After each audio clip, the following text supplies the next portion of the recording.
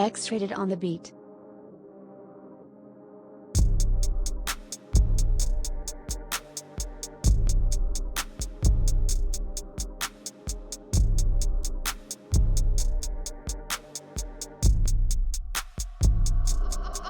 Buy this beat now.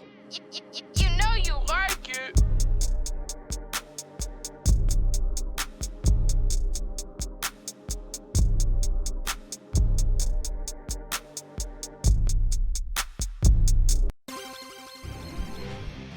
Okay. Now, alright, so let's go ahead and chit chat for like 5 minutes. Not gonna really make this a hella long video or whatever have you. So some of you have already seen, but I now have an official title for my fakemon region and explaining the concept, and here's this. So I'm not basing my region off any particular country or excuse me, any particular form of agriculture or anything like that. I will be focused primarily on artistic design as well as the fakemon themselves, and particularly where it all stands out at. And as I previously stated, it's going to be 200 Pokemon, 200 fakemon, 150 brand new fakemon, and 50 others. And this can include regional variants, convergence, pretty much the whole package really. And there will be a large amount of traditional Pokemon that I was considering just doing, but not this time. No. So the Danzo region. Now, for those of you who don't know what the word Danzo translates, it's Japanese for separated. So effectively, I'm creating the Danzo region as a region that has delegated multiple forms of separated cultures. And because the region is so separated in its diversity, this effectively changed the environment around both the humans and the fakemon that reside in the region. So, for example, let's say the starters, for example. The starters particularly can be found throughout the region, and particular trainers who see others using them from another side of the region, of the Danzo region, are frowned upon. So it's in a sense, you could say it's segregated to an extent, because the idea of the Danzo region is the separation between Pokemon and humans. So I'm kind of designing the region in a sense of where the wildlife is, where the agricultural is, where the, you know, pretty much between the humans themselves are separated from the Pokemon to a certain extent. There's a group of people in the region that do still believe that Pokemon are friends, and there's a group of people that believe Pokemon are nothing more than tools, which effectively is the Pokemon universe in its own. But getting down to the nit and grit of it, you have people, oh, you have a Beautifly, that's so pathetic. Somebody would have a Beautifly, such a weak Pokemon. Like, the idea that when I came up with the concept for the Danzo region, I was rewatching Pokemon Diamond and Pearl, the series, and I was watching it with my daughter the other day. So when I came up with the region's name, I was like, okay, Paul's ideals make a lot of sense, and I'm sure that a lot of even trainers in our time probably feel like having such lackluster Pokemon makes you, a loser. Like, you're not a good trainer. You're not prepared for anything, stuff like that.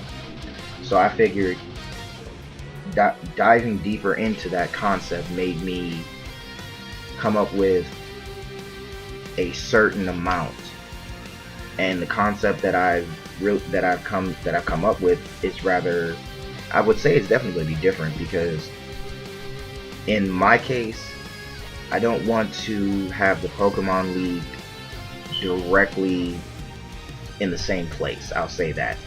And if I were to ever make this into a game, I would make it so each Elite Four member would be located in 4 different parts of the region.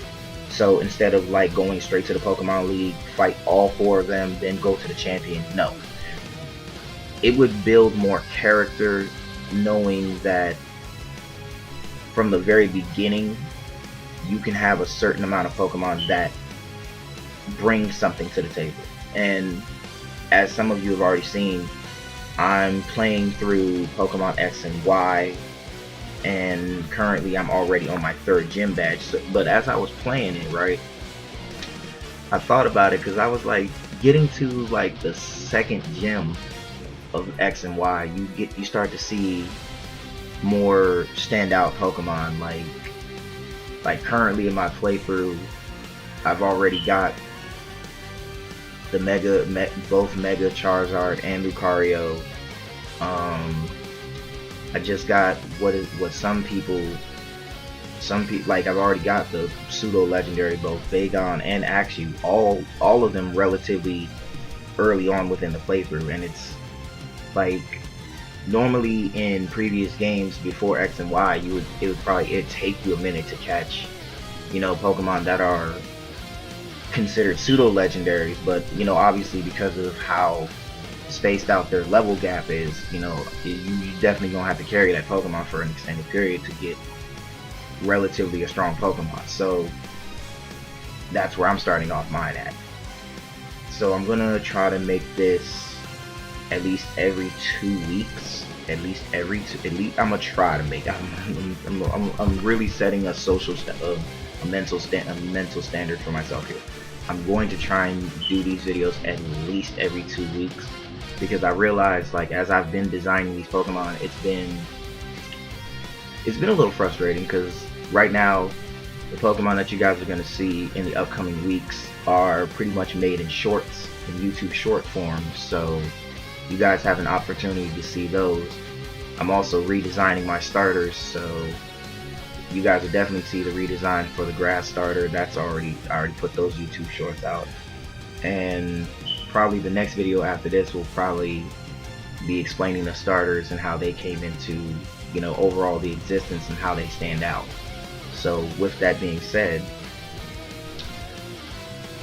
it's more of I wanted to say this is a chance for me to really like push the narrative now, because now that I've effectively stopped playing video games on this channel, stopped, like, pretty much what I felt like was not drawing the attention of my intended audience, and now that I have a bigger audience to work with, I feel like now I can do a lot more. I feel like I can do a lot more. And even now, as I'm developing the concept for all the towns and cities in the region itself, like I said, the concept is separation. Like, you have people who choose to live alongside Pokemon. You have people that choose to live with Fakemon as tools, and then you have people that don't live with Fakemon at all, and like a rare amount of them do have Fakemon, and it's like they're looked at as, you know, dictators, because there's a lot of, like I said, there's a lot of separation, both politically, socially, and economically. So it's like, I kind of brought the real world into this region to an aesthetic, and I feel like the concept of me, because I'm not gonna lie, I'm selfish. Like, real talk, I'm selfish. Like, my whole thing is, I know how to draw Fakemon. I've been drawing Fakemon for a long time. I don't do the whole digital thing, so it's like my photo scanners are pretty decent, so I know I can get at least a decent photo out of it, and I don't have to really like draw out the maps that bad. Like, personally, I'm only gonna really be focused on like the bigger picture of it. Like, I'm designing the region overall itself at the moment, and when I do finish it, I know for a fact it's going to be a contrast to, you know, drawing like one section of it and just giving like a one-dimensional explanation. So, like I said, every 2 weeks I'm going to try and do that for you guys. Stick around for it.